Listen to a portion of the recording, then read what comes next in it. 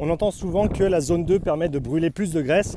Alors est-ce que la zone 2 c'est la bonne méthode d'entraînement si on veut perdre du poids, si on veut perdre du gras, si on veut être plus sec? Pensée du jour numéro 523. On va explorer un petit peu tous ces concepts ensemble aujourd'hui, essayer d'éclaircir un petit peu la chose.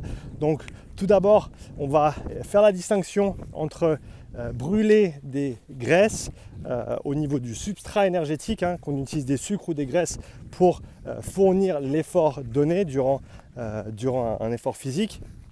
Donc faire la distinction entre ça, utiliser des graisses comme substrat, et brûler la graisse ou perdre du gras au niveau de la perte de poids pour maigrir, pour mincir ou pour être plus sec. Déjà on va faire la distinction entre ces deux choses. Ensuite je parlerai de qu'est-ce qui se passe techniquement, physiologiquement en zone 2 à basse intensité au niveau de l'utilisation justement des graisses. Et finalement je te donnerai mes 4 étapes.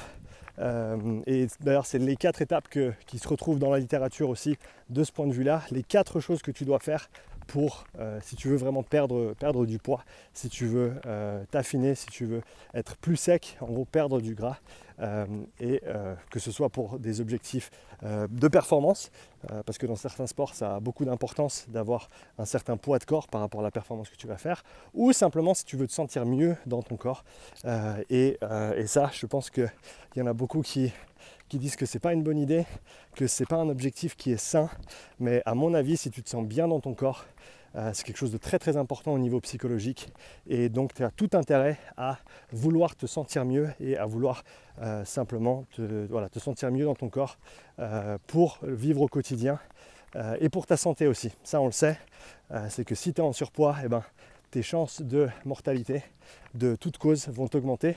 Donc que ce soit simplement pour te regarder dans le miroir, pour te sentir mieux dans ton corps, pour être en meilleure santé, pour mieux performer, on va parler de tout ça dans cette vidéo. Donc d'abord, on va faire la distinction entre utiliser des graisses comme substrat énergétique dans l'effort et perdre du gras.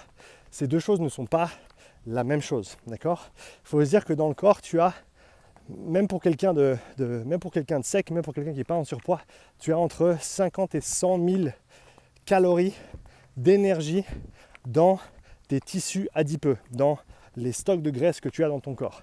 Et encore une fois, même pour quelqu'un qui est très sec, même si on voit tes abdos, etc., tu as quand même énormément de réserves de graisse dans ton corps. C'est pas une mauvaise chose. Et d'ailleurs, si ton corps est à même de bien l'utiliser, c'est quelque chose qui va être très très positif pour tes performances, notamment dans les sports d'endurance, notamment dans les événements de longue distance ou de longue durée, parce que le fait d'utiliser des graisses comme substrat, c'est quelque chose qui est très efficient pour le corps. Et ça veut aussi dire que tu peux épargner ton glycogène, le glycogène qui sont tes réserves de sucre, ces réserves de sucre qui sont très très petites en comparaison. Tu as à peu près 3000 calories de disponibles en réserve de sucre, et si tu fais des efforts intenses ou si ton corps n'est pas capable d'utiliser ces graisses comme substrat, ça va très très vite, tu vas très très vite utiliser ce stock de réserve de sucre, d'énergie, et après tu vas être obligé de ralentir simplement parce que ton corps n'aura plus assez de cette réserve de sucre pour fournir un effort intense. Mais c'est pas la même chose que le fait de perdre du gras, d'accord? La perte de graisse, si tu veux perdre du poids, ça a plus à faire avec ta balance calorique, combien tu manges par rapport à combien ton corps brûle au quotidien. Je reviendrai sur ça avec un peu plus de détails tout à l'heure, mais c'est important de comprendre que ces deux choses ne sont pas la même chose. Donc oui, à basse intensité, c'est là où tu vas brûler le plus de graisse, utiliser le plus de graisse comme substrat énergétique par rapport à d'autres intensités surtout. Mais ça ne veut pas dire que tu vas perdre plus de poids parce que tu fais un entraînement à basse intensité. Encore une fois, en fin de vidéo, je te donnerai les 4 choses à faire si tu veux pouvoir perdre du poids avec l'entraînement.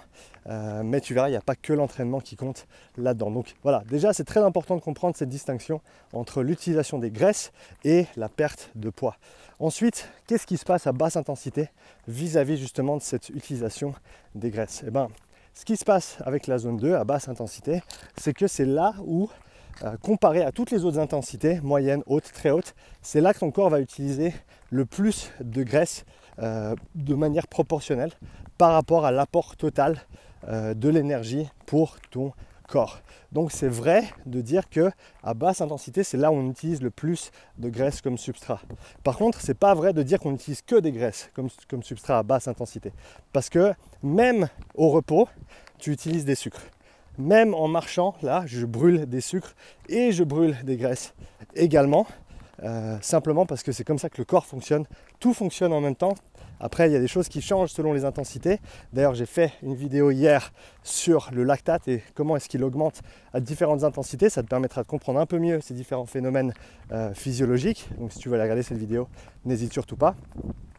Mais pour revenir à nos moutons, donc à basse intensité, c'est là où on utilise le plus de graisse. Et c'est vrai aussi que plus ton niveau d'endurance est élevé et plus tu vas utiliser de graisse en termes de grammes par minute. Ça se compte plutôt en milligrammes, mais en termes de quantité, plus tu es en condition, plus tu es bon en endurance et plus tu vas pouvoir utiliser des graisses. Pour te donner un point de comparaison, un cycliste professionnel va pouvoir utiliser jusqu'à 6 ou 7 fois plus de graisse par minute que quelqu'un de sédentaire, quelqu'un qui souffre potentiellement de syndrome métabolique, donc qui a une fonction métabolique qui est pas du tout optimisée de par des problèmes de santé, etc., de par l'inactivité, la sédentarité. Et donc tu as tout intérêt, si tu veux être en bonne santé, à augmenter ton endurance parce que ça va t'aider à être plus efficient au niveau métabolique, utiliser plus de graisse, donc épargner plus de sucre et donc garder plus de réserves de sucre pour quand tu en auras vraiment besoin, pour quand il faut mettre le pied sur l'accélérateur, pour quand il faut finir l'étape si tu fais du vélo, quand il faut gagner sur une fin de match si tu fais du foot, du rugby ou autre. C'est souvent à la fin que tout se joue et si tu peux être plus économe dans ton effort tout au long de ton effort, tu auras plus de chances de pouvoir performer à ton plein potentiel plus tard dans ton sport. Donc voilà pour ce qui est de ce qui se passe en interne. Donc encore une fois, les sucres sont utilisés à toutes les intensités, les graisses sont utilisées de manière prédominante à basse intensité. Et plus tu es fit et plus tu vas utiliser de graisse. D'ailleurs, j'ai fait une autre vidéo sur l'oxydation des graisses et son fonctionnement exact avec pas mal de slides, des images pour illustrer ça. Donc je t'invite à aller chercher ça sur ma chaîne YouTube, disponible également en article, en blog sur mon site upsidestrength.com. Maintenant, les 4 choses qu'il faut faire si on veut perdre du poids. Ça va te paraître complètement contre-intuitif ce que je vais dire en premier, mais c'est la vérité vraie. Numéro 1, c'est dormir. Pourquoi? Parce que si tu es en stress permanent et que tu ne dors pas, ton corps il va pas vouloir lâcher ce gras supplémentaire qu'il a, simplement parce qu'encore une fois, tu es toujours dans un état de stress. Et ton état hormonal va avoir une grande incidence sur ta capacité à perdre du poids, ta capacité à être sec, etc. Bien sûr, génétiquement, il y a des gens qui sont beaucoup plus secs que d'autres. Ça, on ne peut rien y faire. On est tous différents de ce point de vue-là. Mais la première chose à faire, c'est de contrôler ton environnement. Parce que c'est ça qui va avoir le plus d'impact au quotidien sur ta capacité ou non à perdre du poids. Et non, je ne te dis pas que juste en dormant mieux, tu vas perdre des kilos. Par contre, ça va aller de pair avec les autres éléments que je vais te donner juste après. Deuxième chose, il faut que tu aies une balance calorique qui soit négative, c'est-à-dire que il faut que tu manges un petit peu moins que ce que tu manges maintenant. C'est-à-dire qu'à activité physique égale, à sommeil égal, toutes ces choses égales, si tu veux perdre du poids, il faut que tu puisses avoir un delta négatif entre ce que tu manges et ensuite ce que ton corps va utiliser. Et ça, on peut le faire de différentes manières. Tu peux augmenter ton niveau d'activité physique ou tu peux baisser la quantité que tu manges tous les jours. Le plus simple, c'est bien entendu de réguler ce que tu fais au niveau nutrition parce que l'entraînement, tu peux en faire plus, mais à un moment donné, tu ne pourras pas faire assez d'entraînement pour compenser tout ce que tu manges. Donc la manière la plus simple de le faire, c'est de prendre le problème par les deux bouts, c'est-à-dire être plus actif et manger un petit peu moins. Quand je dis ça, ça ne veut pas dire que aujourd'hui tu t'entraînes pas du tout et donc demain tu vas passer à 2 entraînements par jour tous les jours et tu vas couper en 2 tout ce que tu manges. Ça va très mal se passer aussi. C'est pas la solution si tu veux être en santé, c'est pas la solution si tu veux perdre du poids. Il faut que tu fasses quelque chose que tu puisses maintenir dans la durée. Ça, c'est quelque chose qui est le plus important si tu veux réussir, que ce soit dans le sport ou dans la nutrition et la santé. C'est la régularité. C'est faire les choses tous les jours. Et non, ça ne veut pas dire que tu peux plus jamais manger un morceau de chocolat, que tu peux plus jamais te faire plaisir au resto, que tu peux plus jamais boire un verre de vin. C'est pas ça le message que j'essaie de transmettre. Le message que j'essaie de transmettre, c'est faire les bases, les faire bien, les faire de manière régulière. Et si tu fais tout ça bien comme il faut, la majorité du temps, et ben quand tu veux un petit verre de vin, tu peux te le permettre. Quand tu veux aller faire un petit resto avec ta compagne, avec tes amis, tu peux le faire, il n'y aura pas de problème. Les petits écarts, c'est pas un problème quand la majorité du temps tu fais les choses bien. Donc encore une fois, sommeil, balance calorique, idéalement via la nutrition. Et si tu ne sais pas exactement comment organiser ta nutrition, personnellement j'adore utiliser l'application RP Diet. RP c'est RP, Renaissance Periodization. C'est des pontes absolues dans le domaine de la nutrition du sport. Et ils ont créé une application que j'utilise depuis bientôt 10 ans maintenant. Je n'utilise pas tout le temps, mais voilà, si j'ai besoin de perdre quelques kilos, si j'ai envie de perdre 2-3 kilos et que je veux le faire bien et que je veux garder mon énergie au quotidien et que je ne veux pas faire n'importe quoi, et ben je vais le faire en utilisant cette application. Je ne suis pas affilié avec eux, mais je te recommande grandement cette application. Si tu ne sais pas où la trouver, mets-moi un commentaire sous la vidéo, je te mettrai le lien. Donc, sommeil, balance calorique. Ensuite, forcément, on veut être plus actif. D'accord? Parce que ça va avoir une influence non seulement sur notre balance calorique, mais également sur notre santé, sur nos niveaux d'énergie. C'est paradoxal, hein, mais si tu t'entraînes pas aujourd'hui et que tu es tout le temps fatigué, eh ben, tu peux te dire ouais mais si je m'entraîne je vais être encore plus fatigué. Eh ben non, si tu le fais intelligemment, si tu le fais bien, si tu n'en fais pas trop, eh ben, ça va avoir un effet positif et ça va te donner plus d'énergie au quotidien, ça va te mettre de meilleure humeur, ça va améliorer ta santé. Je veux dire, la liste est très très longue. Donc si tu n'es pas actif aujourd'hui et que tu veux perdre du poids, commence une activité. Ça peut être aussi simple que d'aller marcher. J'essaie d'aller marcher tous les jours, 1 heure le matin, idéalement au soleil. Profiter de ces belles conditions qu'on a aujourd'hui et voilà, de voir un petit peu de pays. Ça fait du bien de bouger, même si c'est que ça. Après, si tu peux faire du renforcement musculaire, du cardio, c'est encore mieux. Mais commence avec quelque chose de simple et encore une fois, commence avec quelque chose que tu peux maintenir dans la durée. Et finalement, ça va de pair, le 4e élément va de pair avec le premier par rapport au sommeil, c'est la gestion du stress. C'est-à-dire que si tu es tout le temps stressé, ça va être très très difficile de perdre du poids. Encore une fois, je ne suis pas là pour te dire que si tu es stressé et que tu dors mal, tu ne pourras jamais perdre du poids. Ce n'est pas le message. On n'est pas dans des absolus ici. Mais tous ces éléments vont contribuer fortement à ta capacité ou non à perdre du poids. Et encore une fois, c'est quelque chose qui se fait dans la durée. Tu ne verras pas des résultats sur les 2 premiers jours. Mais par contre, c'est quelque chose qui va fonctionner si tu le fais de manière durable, si tu le fais de manière régulière sur 3, 4, 5, 10, 12 semaines. Et tu peux...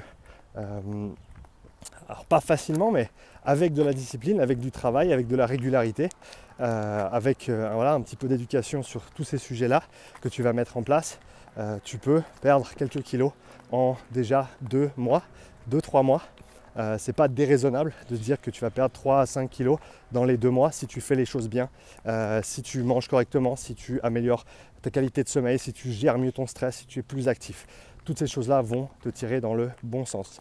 Alors bien entendu, la zone 2, pour y revenir, ça peut faire partie de ton régime d'entraînement. Pour quelqu'un qui s'entraîne très peu, la marche peut faire office de zone 2. La marche peut être un très bon moyen de développer ton endurance si tu commences du niveau 0, si tu es très sédentaire aujourd'hui ou alors que simplement ça fait longtemps que tu n'as pas fait d'activité physique. Donc il faut toujours commencer là où tu es aujourd'hui. Ça ne sert à rien d'aller trop loin, trop fort tout de suite parce que tu vas te griller toi et tu vas griller les étapes. Donc prends les étapes les unes après les autres. Commence avec une activité douce, mais tu peux également rajouter de l'intensité, que ce soit avec du renforcement musculaire ou avec du cardio. Toutes choses considérées bien entendu avec un petit peu de modération. Encore une fois, il faut que tu puisses faire ces choses-là constamment, fréquemment, tous les jours, être actif, manger bien, bien dormir, etc., etc. Voilà pour cette petite vidéo. Si tu as des questions, mets-les-moi dans les commentaires. Je sais que je ne parle pas souvent de nutrition parce que c'est pas mon créneau, c'est celui de ma femme. Mais forcément par osmose et avec tout ce que j'ai appris sur les années, je me permets de te donner ces quelques conseils très très larges. C'est des principes plus que des conseils ciblés. Je t'ai pas dit mange ça, mange pas ça. C'est vraiment des idées globales sur l'entraînement, sur la santé et sur simplement ce que tu peux faire pour améliorer tes entraînements. Merci à toi. Je te dis à bientôt pour la prochaine. Ciao.